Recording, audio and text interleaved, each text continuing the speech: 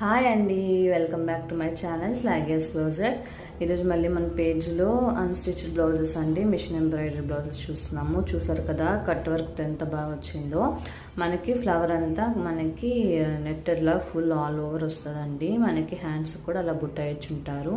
Front part కూడా చాలా గ్రాండ్గా ఇచ్చారండి, చాలా బాగుంది కలర్ కాంబినేషన్.